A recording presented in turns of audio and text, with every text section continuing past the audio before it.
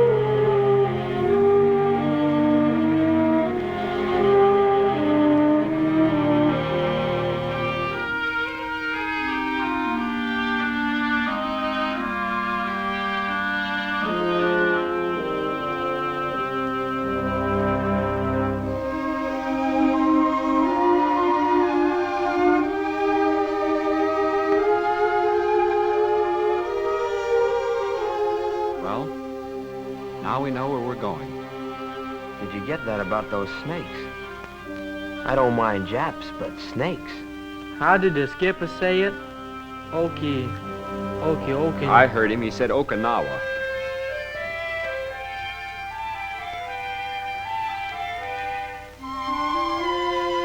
You know, they say this place looks like the country around Frisco. Yeah, but the people look like Japs. Frisco? They don't like it up in San Francisco when you call it Frisco. Spent my honeymoon up there. Drove up from L.A. Made it in 8 hours. 400 miles. 8 hours? What was holding you back? I used to make it from Buffalo to New York in 6 flat. That's 370 miles with hills. 370 miles. Why, right here we're closer to Japan than that. We're just 325 miles from their home office. 325 miles. You heard him. That's what the old man said. 325 miles. Boy, that's closer than Milwaukee to St. Louis. I always felt pretty safe in St. Louis.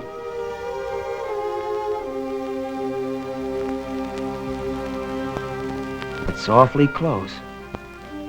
Mighty close. Yes, mighty close. Especially for a modern bomber with a job to do. About an hour's run from any number of Jap airfields. But here we were, closer than any fleet in history to a major land-based air power. At Midway, in the Coral Sea, even in the Marianas, distance had been against the Japanese Air Force. But now, as our fleet sailed against the enemy inner islands, the range was easy for any Jap plane that could fly. There were those who said no fleet could risk it, but the stakes were high. With Okinawa in our hands, we could control the China coast, send swarms of planes to smother Japan.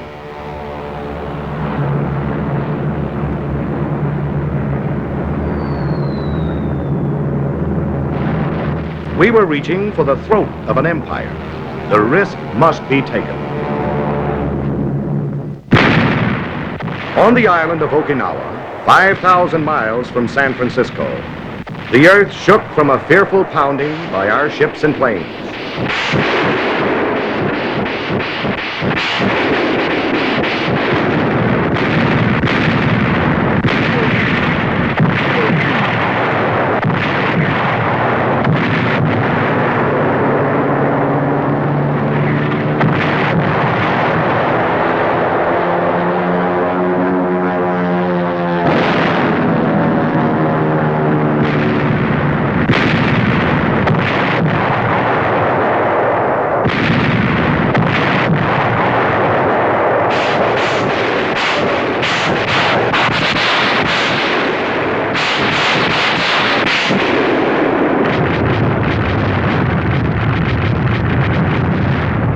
To the south, our British allies were hurling their naval might at the bypassed fortress of Formosa. They were raking Sakashima with shell and bomb.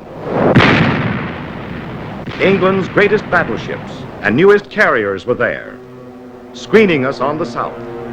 paying off with pleasure an old debt to Nippon.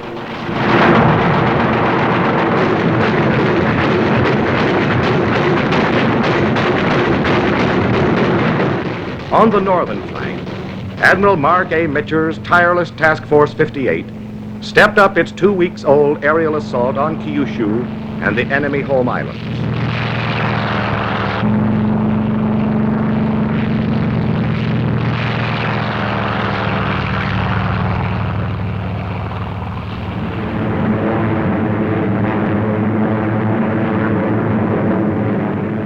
It was the 4th of July in reverse on Japanese shipping, harbors, airfields, factories.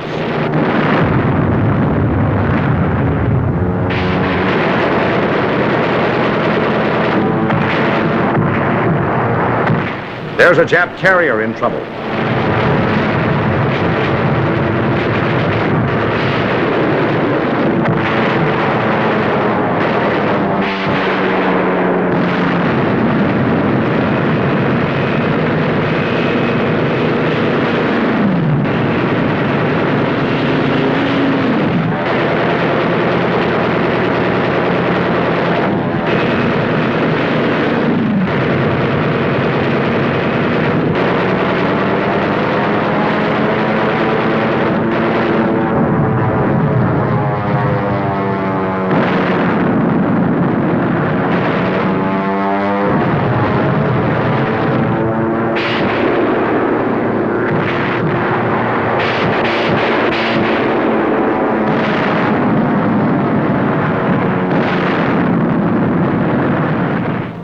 Men of the Navy, 400,000 men, called it Love Day. Elsewhere in the world, it was Easter Sunday, 1945. At 8:30 that morning, the Marines and the Army went in.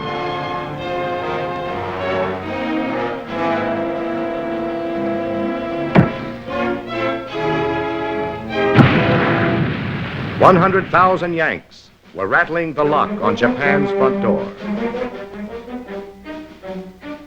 They were plowing sacred soil with American boots, tractors, tanks. The first 7 days were baffling, mysteriously quiet. Ashore, Army and Marines pushed steadily forward, looking for an enemy which had vanished. On the 1,400 ships supporting the invasion, men waited at their battle stations and waited. We knew the blow would come, but how and when?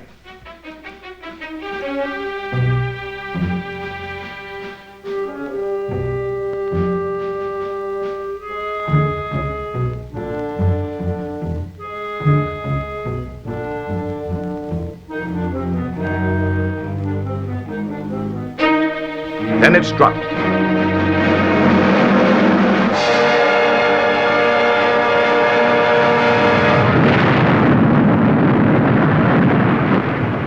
They call it kamikaze, meaning the divine tempest. We call them suicide planes, manned by pilots wearing the ceremonial red sash of the kamikaze corps. They specialize in one-way trips. Their destination, the deck or hull of any American ship onto which plane, bombs, burning gasoline, and red-sashed pilot can crash.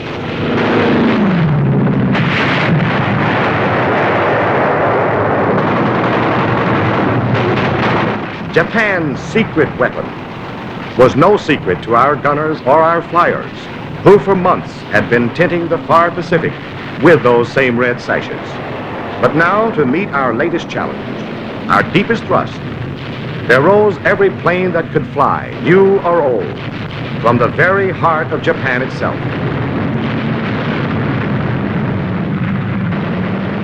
"16-year-olds, still in aviation schools, were given their wings, a sash, and a mission.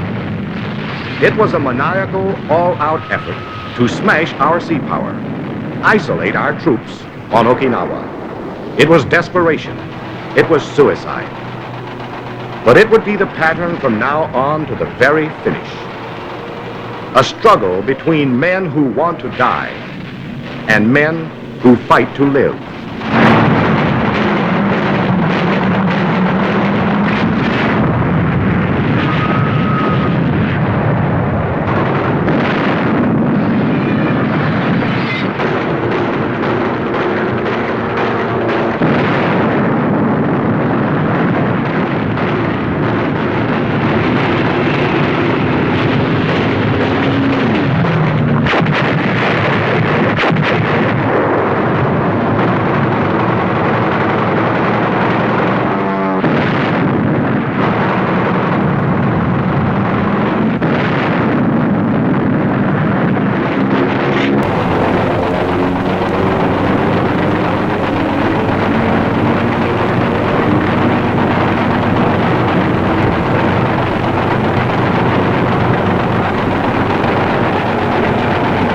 He's hit, but he's still heading for the target.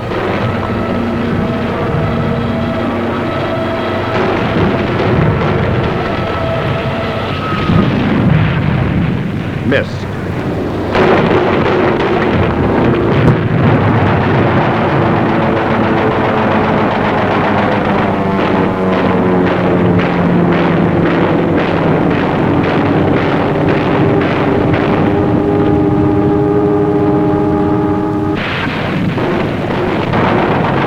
By night it went on. Hundreds of land-based planes streaked low over the sea at our carrier.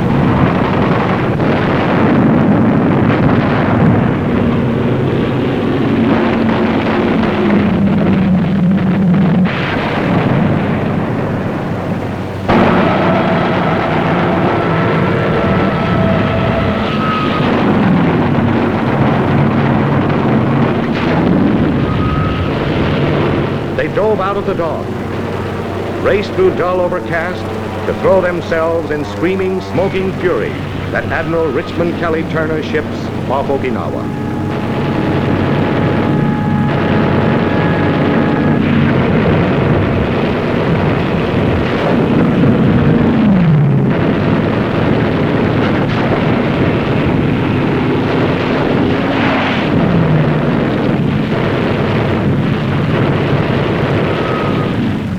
Again, the old battleships were there, and new ships of the line. And a rugged little man named Ernie Pyle. There was no retreat. This was the fleet that came to stay, that had to stay.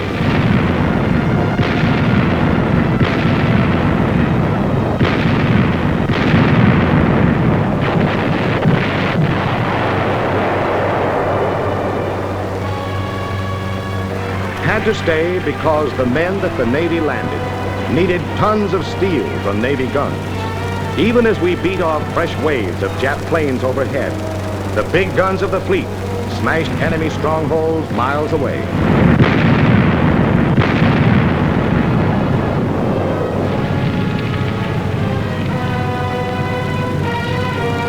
Had to stay because our men advancing through the rice paddies and over the steep ridges had to have close air support from the baby flat tops. In the air control room aboard the command ship, strike upon strike was ordered.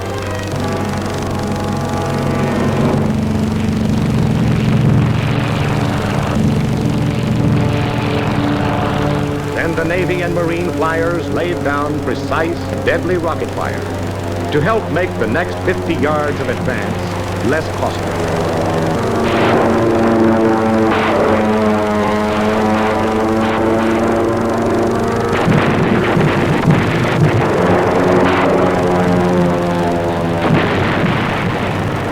This was the fleet that had to stay because always the stream of supplies to those troops must be steady and huge. A bridge of ships was thrown across the Pacific to bring our men more food, more medicine, more ammunition. And waiting at the end of the longest supply route in any war were the kamikaze. It was weird. It was savage. This was a fleet fighting like infantry, punching away at the enemy, only there are no foxholes in the ocean.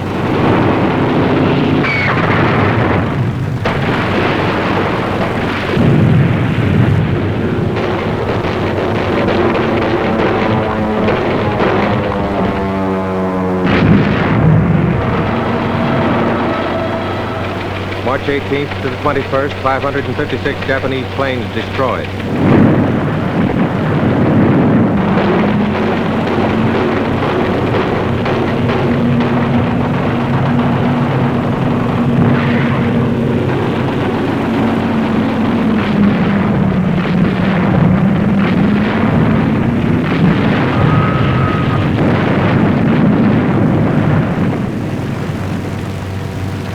Men fought without sleep. Some fought with guns. Some with axes, torches. Some with fire-smothering foam.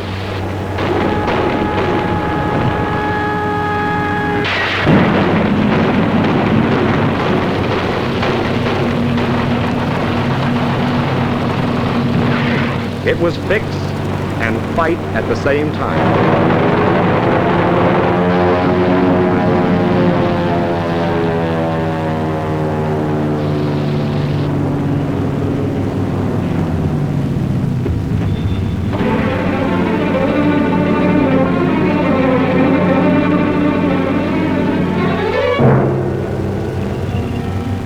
Many fell at their battle stations, and some were buried.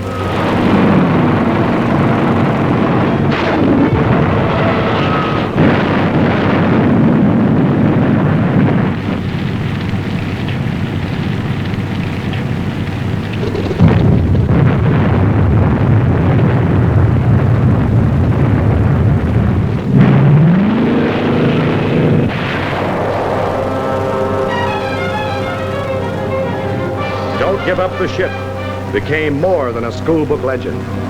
It became a fact of life.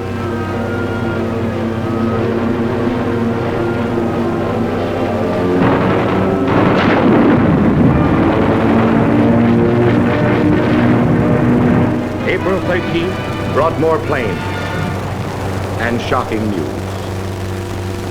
Between attacks, weary men, afloat and ashore, paid honor to the beloved figure in the blue Navy cloak, said farewell to the father of the modern American Navy.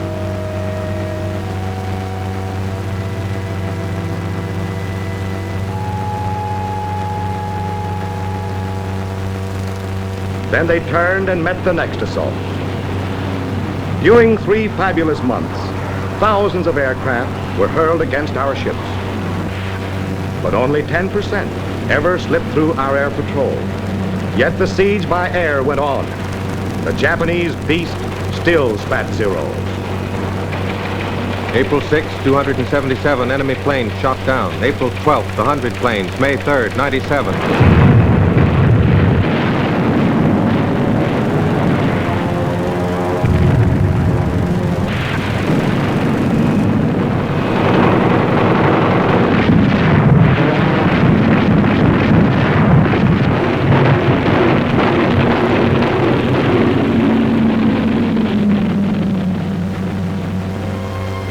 In the early gray hours of the morning watch on May 9th, the great news came. VE Day in Europe.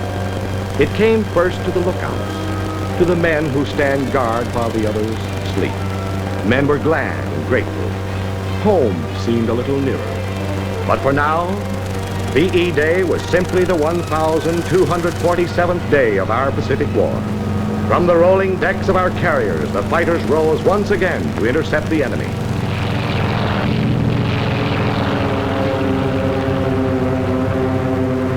On the cruisers and destroyers and battleships, our heavy batteries once more leveled against the Jap-studded hills of Okinawa. The barking 20s and 40s sent streams of fiery lead into the world's last alien sky. May 12th, 164 Jap aircraft down. June 3rd, 45. June 6th, 67. June 8th, 30.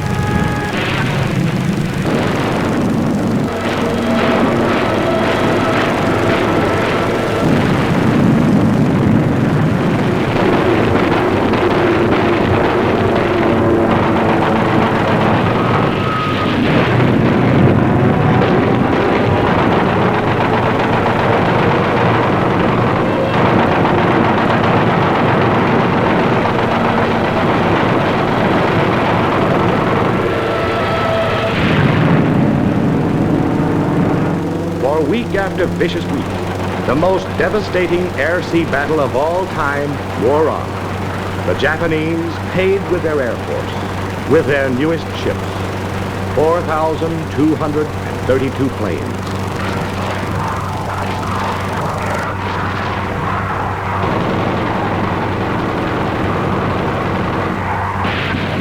The fleet that came to stay paid a price too. But our men, our ships, our planes, took everything the land could throw at the sea and handed it back double. The question, could a fleet stand up against the massed fury of land-based planes, got an emphatic answer from the men who fight to live, from the fleet that came to stay.